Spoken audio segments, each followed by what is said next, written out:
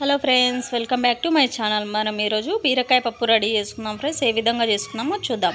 First cooker తీసుకొని ఒక cup కందిపప్పు వేసుకోండి ఫ్రెండ్స్. కందిపప్పు బాగా శుభ్రం చేసుకొని తర్వాత తీసుకోండి ఫ్రెండ్స్. ఒక కప్పు ఆనియన్స్ తీసుకోండి.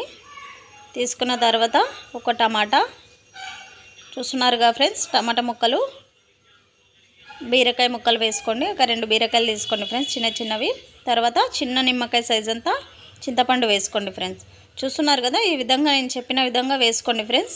బీరకాయ పప్పు చాలా రుచిగా వస్తుంది. 1/2 టేబుల్ స్పూన్ పసుపు వేసుకోండి ఫ్రెండ్స్.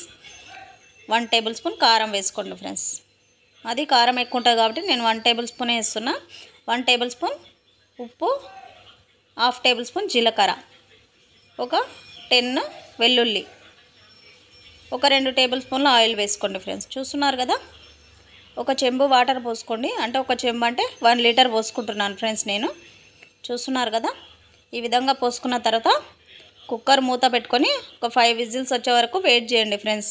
చూస్తున్నారు కదా, నేనైతే స్టవ్ మీద పెట్టేసి ఆల్రెడీ విజిల్స్ కూడా స్టార్ట్ అయిపోయినాయి. చూస్తున్నారు కదా ఫ్రెండ్స్, 5 విజిల్స్ రెడీ అయిపోయినాయి.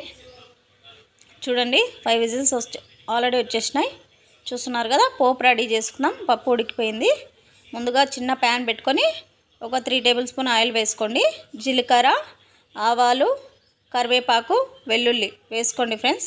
చూస్తున్నారు కదా, అన్నీ ఒక్కొక్కటిగా యాడ్ చేసుకొని, చూస్తున్నారుగా ఈ విధంగా యాడ్ చేసుకోండి.